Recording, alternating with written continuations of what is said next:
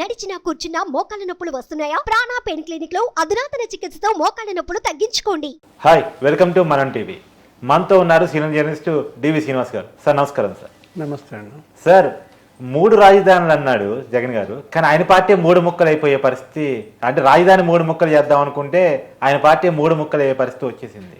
అంటే కొంతమంది ఎమ్మెల్యేలేమో షర్మిలా గారి నాయకత్వంలోకి వెళ్తున్నారు, కొంతమంది ఎమ్మెల్యేలేమో టీడీపీ జనసేన వైపు వెళ్తున్నారు, ఒక్క ముక్క మాత్రం ఆయనకు మిగిలిపోతుంది. ఇది ఎందుకు చెబుతున్నానంటే, ఆల్రెడీ ఆళ్ళ రామకృష్ణారెడ్డి గారు అఫీషియల్గా ప్రెస్ మీట్ పెట్టి షర్మిలా గారి నాయకత్వంలో పనిచేయడానికి నేను రెడీ అని చెప్పి ప్రకటించేశారు.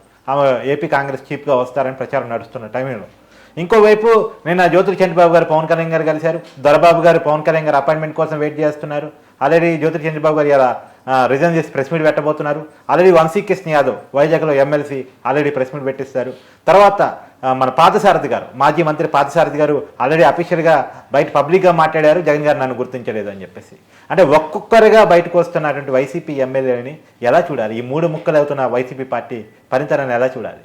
రాజధాని 3 ముక్కలు చేయాలనుకుంటే దేవుడు స్క్రిప్టు వైసీపీయే 3 ముక్కలు అయ్యే పరిస్థితి వచ్చింది.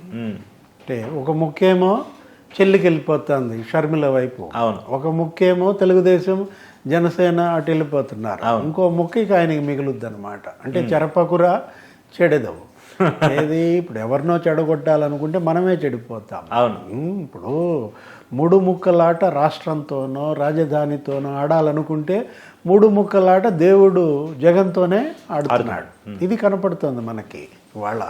ఆళ్ళ రామకృష్ణారెడ్డి ప్రెస్ మీట్ చూసాం.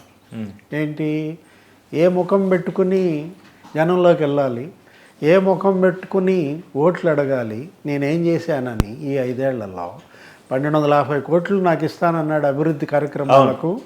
120 కోట్లు ఇచ్చాడు. ఆ 120 కోట్లు కూడా రిలీజ్ కాలేదు. నేనే 7-8 కోట్లు నా సొంత సొమ్ము కాంట్రాక్టులకు ఇచ్చానో ఏదో చెబుతున్నాడు.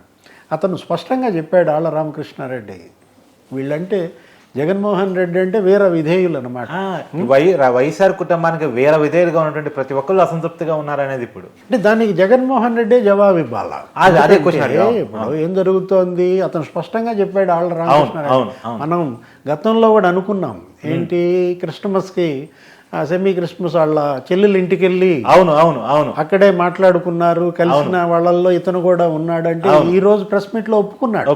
ఆ రోజు కదా ఫేక్ వార్త అన్నారు కదా సార్, ఆ విషయం నేనే బయట పెట్టాను, కానీ నిజమని తేలిపోయింది. అవును, ఆయన మీరు షర్మిలను కలిసారా అంటే కలిసిన మాట నిజమే అని ఈ రోజు కూడా చెప్పాడు. ఇప్పుడు అంటే ఏంటి, షర్మిలతో తన ప్రయాణం, షర్మిల కనుక కాంగ్రెస్ లో జరిగితే ఆళ్ళ రామకృష్ణారెడ్డి కూడా చేరతాడు. అంటే అయోధ్య రామిరెడ్డి ఏమో అన్నయ్యపు ఉంటాడు, ఆళ్ళ రామకృష్ణారెడ్డి ఏమో చెల్లేపు ఉంటాడు, కూడా రాజ్యసభ అయిపోయే వరకు ఉంటాడు. అంటే ఏంటి, జనం జుట్టు బిక్కోవటం అన్నమాట. జగన్ నమ్ముకోవాలా, షర్మిల నమ్ముకోవాలా, వద్దులే అసలు ఆళ్ళు వద్దు వీళ్ళు వద్దు అని చెప్పి తెలుగుదేశం జనసేన నమ్ముకుంటారా? ఇది ఇవాళ ఆంధ్రప్రదేశ్ ప్రజల ముందు ఉన్న అంశం. అంటే ఇంట్రెస్టింగ్ ప్యాటర్న్. అంటే ఈవెన్ షర్మిలా గారు కూడా చంద్రబాబు పవన్ కళ్యాణ్ గారిని నమ్ముకున్నట్టుంది. నారా లోకేష్ గారికి క్రిస్మస్ గిఫ్ట్ పంపించి దాంట్లో ఇంట్రెస్టింగ్ కామెంట్ సార్, 2024లో నారా వాళ్ళ కుటుంబానికి మంచి జరగాలని దేవుణ్ణి కోరుకుంటున్నాను. ఆ పదాన్ని ఒక్కసారి విశ్లేషించి చెప్పండి సమాజానికి. అంతే కదా. ఇప్పుడు అంటే ఏంటంటే జగన్మోహన్ రెడ్డి ఓడిపోవాలి, అంతే కదా. గెలిచే సంగతి సరే, అది తీసే తెలుగుదేశం జనసేన గెలవటం అనేది అది ఆల్టర్నేటివ్ అదే. కాబట్టి అంటే జగన్ ఓటమిని జనం ఎంత మేర కోరుకుంటున్నారో కానీ జగన్ ఓటమిని జగన్ కుటుంబ సభ్యులే ప్రగాఢంగా కోరుకుంటున్నారు అనేది స్పష్టంగా కనపడుతుంది. చెల్లి కోరుకుంటోంది, తర్వాత సునీత కోరుకుంటోంది, బాబాయ్ కూతురు, సొంత కుటుంబం. ఆళ్ళ రామకృష్ణారెడ్డి ఇప్పుడు వాళ్ళు చెప్పేశాడు కదా, ఏంటి స్పష్టంగా ఎట్టి పరిస్థితుల్లో కూడా షర్మిలతో పాటే నా జర్నీ అన్నాడంటే, అంటే షర్మిల ఇంకా కాంగ్రెస్ పార్టీ అఫీషియల్గా చేరకపోయినా షర్మిలకు చూడు ఎంత హ్యూజ్ రెస్పాన్స్, వరుస పెట్టి క్యూ కడుతున్నారు. పార్టీ పెడదాం అనుకున్న తెలంగాణ లేదు, కానీ తన వద్దనుకున్న ఏపీలో హ్యూజ్ రెస్పాన్స్ కారణం జగన్. అంతే కదా, జగన్ మీద వెగటు పుట్టి అంతా కూడా షర్మిల వైపు వెళ్తున్నారు. ఇంకో పాయింట్ కూడా విశ్లేషించండి సార్. ఏంటి అంటే తను ఆ కామెంట్లోనే ఇందాక నేను చెప్పిన 2024 నారావారి కుటుంబానికి మంచి జరగాలని దేవుని కోరుకుంటున్నాను, వైఎస్ఆర్ ఫ్యామిలీ నుంచి అని చెప్పారు. అంటే సునీత గారు, షర్మిల గారు, విజయమ్మ గారు వీరంతా వైఎస్ఆర్ ఫ్యామిలీ. బ్రదర్ అనిల్ కుమార్ ప్రార్థన చేస్తున్నాడేమో. కానీ జగన్ గారిని వైఎస్ఆర్ ఫ్యామిలీ నుంచి బైకాట్ చేయించారా అనేది కూడా అంతే కదా. ఇప్పుడు జగన్ని బహిష్కరించడం వాళ్ళు కాదు, కానీ జగనే బయటకు వెళ్ళిపోయాడు.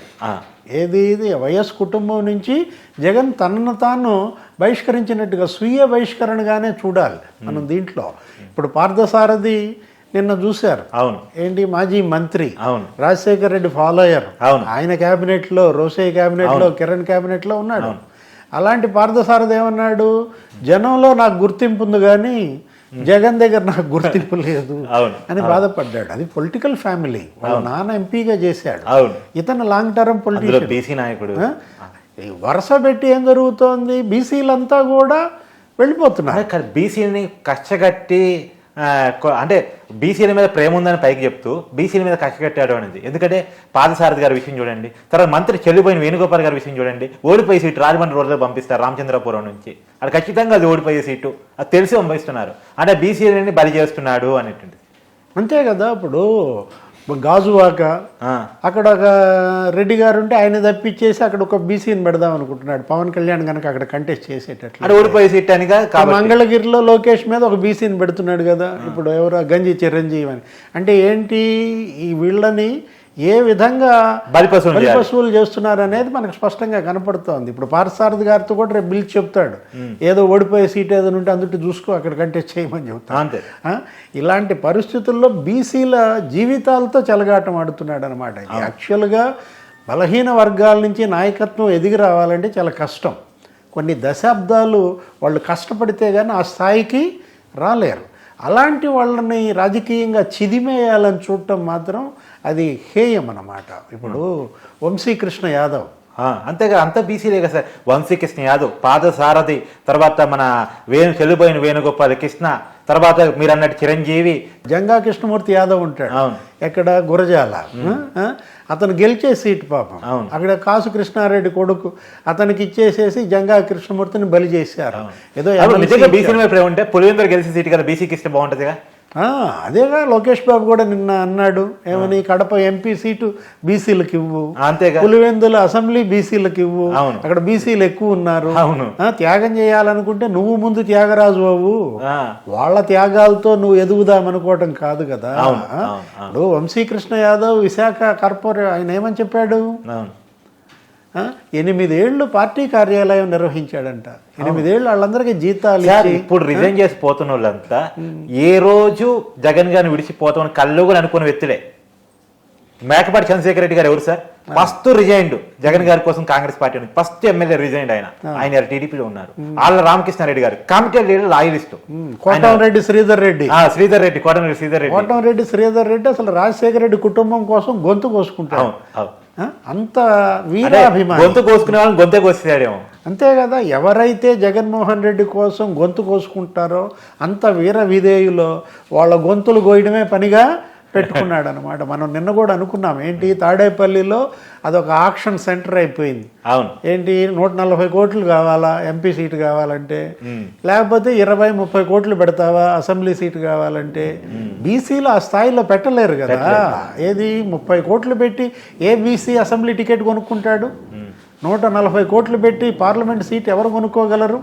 ఇప్పుడు నువ్వేం చేస్తావంటే నీకు టికెట్ కావాలి, అసెంబ్లీ, పార్లమెంట్, అక్కడ కారు వేసుకుని దిగుతావు తాడేపల్లి ప్యాలెస్లో. దిగంగానే చిత్రగుప్తుడు, ఎవరు, సజ్జల, ఆ సజ్జల చిత్రగుప్తుడి దగ్గరికి వెళ్ళంగానే మన చిట్టా అది ఇస్తాడు. ఈ 5 ఏళ్లలో మీ నియోజకవర్గంలో శాండ్ ఎంత, మద్యం ఎంత, నీకు వచ్చింది ఎంత, నువ్వు మాకు కట్టిన కప్పం ఎంత, బ్యాలెన్స్ షీట్ తయారవుతుంది. ఆ తర్వాత ఇక్కడికి రాబోయే ముందే సజ్జల ఆఫీస్ ముందే ఇంకా 2 బిల్డింగులు ఉన్నాయి. ఏంటి, విజయసాయి విలాస్ ఒక బిల్డింగు, సుబ్బారెడ్డి సదన్ ఒక బిల్డింగు, అక్కడ కొన్ని అకౌంట్స్ సెటిల్ అవుతాయి. వీళ్ళందరి దగ్గర నోట్ డ్యూస్ సర్టిఫికేట్ తీసుకోవాలి. ఈ no dues certificate, balance sheet ఇవన్నీ తీసుకుని జగన్మోహన్ రెడ్డి క్యాబిన్లో అడుగు పెట్టాలి. ఇదేనా ఈ ఎమ్మెల్యే ఎంపీ సీటుకి అర్హత? అంతే కదా. యమహ ఏది, జగన్మోహన్ రెడ్డి ఇక యముడు. ఆ చిత్రగుప్తుడు ఇచ్చిన కాగితాలు తీసుకుని అక్కడికి వెళ్తే ఆ జగన్మోహన్ రెడ్డి బ్యాలెన్స్ షీట్. ఈ ఆరోపణలు, ఈ పరిస్థితులు పక్కన పెట్టేస్తే, మామూలుగా వైసీపీ పెట్టిన మొట్టమొదటి ఎన్నికల్లో 67 సీట్లతో ప్రతిపక్షంలో వచ్చింది. రెండో ఎన్నికలకే 151 సీటుతో అధికారానికి వచ్చింది. ఇలాంటి పార్టీ 3 ముక్కలు అయ్యే పరిస్థితి ఎందుకు వచ్చింది? ఇంత యూజ్ అపరాధాలు చేతులారా చేసుకున్నదే కదా, నీకు ఇచ్చినటువంటి అద్భుతమైనటువంటి మ్యాండేట్ దుర్వినియోగం చేసుకున్నా. అవును.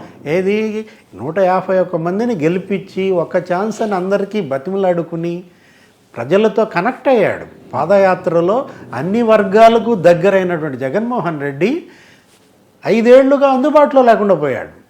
కేసీఆర్ ఎందుకు ఓడిపోయారు? కేసీఆర్కి బలం లేక ఓడిపోయారు తెలంగాణలో. ప్రజలకు అందుబాటులో లేకుండా పోవటం వల్లే. ఇంకా కేసీఆర్ ఎంతో కొంత చేశాడు సార్, హైదరాబాదు అది ఇది అభివృద్ధి కనపడుతుంది, కానీ అక్కడ అది కూడా లేదు కదా అనేది. అటు స్కీములు కానీ, రైతు బంధు, దళిత బంధు, చాలా వెల్ఫేర్ యాక్టివిటీస్, వెల్ఫేర్తో పాటు డెవలప్మెంట్ కూడా ఉంది. నువ్వు ఎంత చేసినా, నువ్వు మాకెంత పెట్టినా పలకరింపు ఉండాలి, హ్యూమన్ టచ్ ఉండాలి. నేను వస్తే నువ్వు కనీసం నాతో ఫోటో అన్న దిగాలి కదా. ఈ హ్యూమన్ టచ్ కోల్పోయాడు. మా ఊళ్ళో కుదిరేయండి, ఎమ్మెల్యేలకు మంత్రుల కన్నా ఉండాలి కదా. జగన్మోహన్ రెడ్డి మానవ సంబంధాలను కోల్పోవడమే ఇవాళ ఈ 3 ముక్కలు అవ్వడానికి ప్రధాన కారణం. ఏది వైసీపీ 3 ముక్కలైందంటే కారణం మానవ సంబంధాలు కోల్పోవడమే. Okay, thank you sir. నమస్తే.